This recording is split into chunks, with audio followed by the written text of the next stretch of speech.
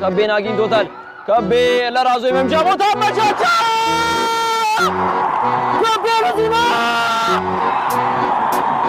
ምን አይነት ታምራዊ ተክሲዮነ ጎል ነው ከቤ ለዚህ ነው ስሙ በተደጋጋሚ የሚነሳው ከቤ ብዙነህ ሁሌም እንደሚባለው ሜዳ ውስጥ ብዙ ነው ምን አይነት ጎል ነው ከቤ ብዙነህ ያስቆጠረው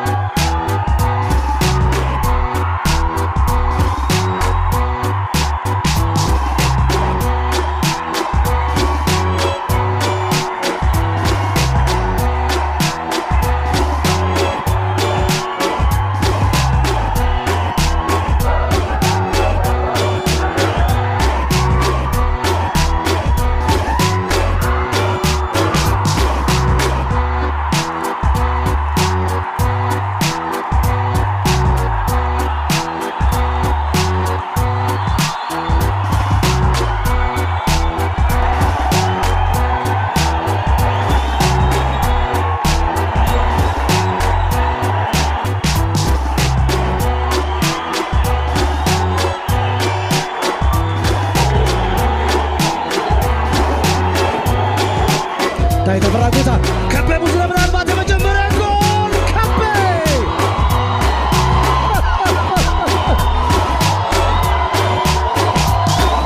ብዙነህ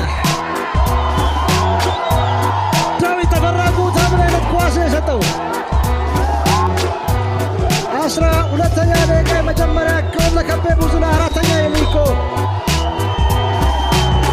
አዲስ አበባ ስታዲየም ላይ የመጀመሪያ ጎል ለከቤ ብዙነህ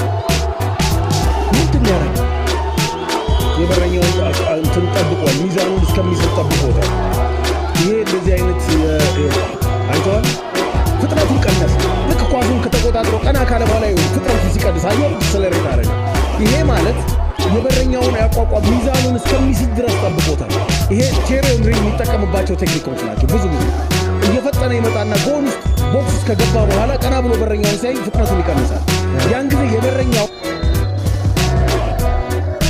ከቤ ብዙነህ ከቤ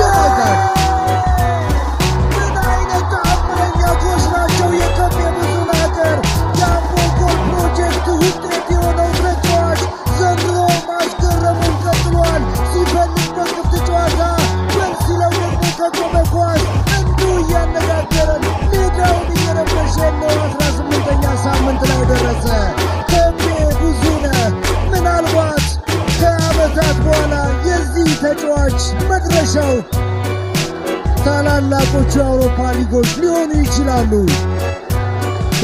ከብናይት ጣት ምትል የተመለከተ በዚህ ዓመት የመጀመሪያው አይና አይደለም አብዱ አሰልጣኝ በጸሎት አይቆሙ ኳሶችን መቀነስ አለብን ሲሉ ነበር አብዱ አይን ስለ የነበረበት ምክንያት የከቤ አይነት ስፔሻሊስቶች ስላሉ ነው አብዱ በጣም ፓወርፉል ኳስ አለግብ ጠባቂው በጣም የራቀ ድንቅ ተመልከት ናይት ሮኬት ነው ከቤ ተኮሰው በጣም ድንቅ ጣት ምት ናት ምንም ዕድል አልሰጣቸውም ለሚከላከለው ግን ለግብ ጠባቂው ለአማኑኤል ደስታ ለደጋፊ የሰጠው ደጋፊዎቹ የሰጠውን ደስታ ተመልከት መጀመሪያም ተማምኖበታል በከቤ እሱም ደግሞ እምነቱን በሚገባ ሜዳ ላይ የከፈለ ያለ ተጫዋች ነው ይጠብቀናል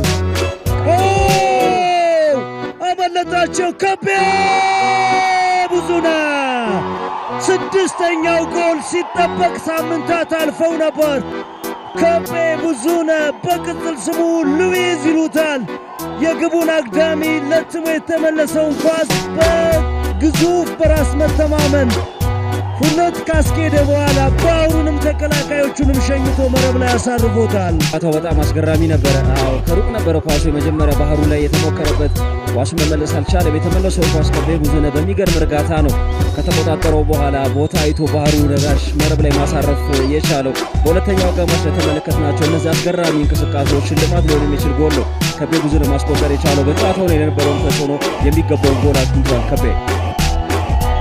ከቤ ብዙነህ አቤል አየለ ፍቅሩ አለማየሁ በሁለቱ መሃል መጀመሪያ በደረቱ እንዳበረደ ፊት ለፊት መምታት ይችላል አሁን አግኝቶታል ከቤ ብዙነህን ከቤ ብዙነህ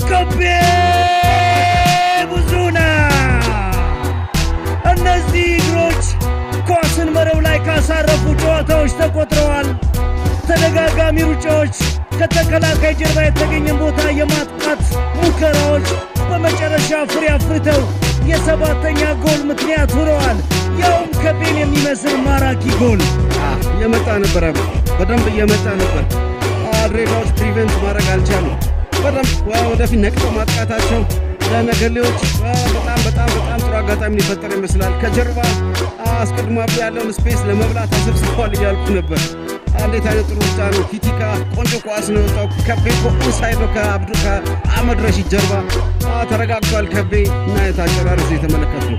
ኪቲካ ሩጫውን ተመልክቶ ኳስ ነው የሰጠው። አሁንም የድሬዳዋ ተከላካዮች ጀርባቸውን መከላከል አልቻሉም።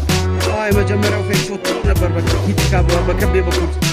አጨራረሱ ደግሞ በጣም አስደናቂ ነው። ተመልከት እንዴት አድርጎ አህመድ ረሺድ እንዳስቀረው። ከዛ በኋላ አብዩ ቆሞ ከማየት ውጭ ምንም እድል አልነበረው። በደንብ እየመጣ እንደነበር ያስታውቃል። 1 2 3 4 ድሎች ከዚህ ከግራ መስመር ፈጣን መልሶ ማጥቃት። ከዚህ በኋላ ድሬዳዋ አብዱ በፍጹም የመነሳት እድል የለው። በ6 ጎሎች የቡድኑ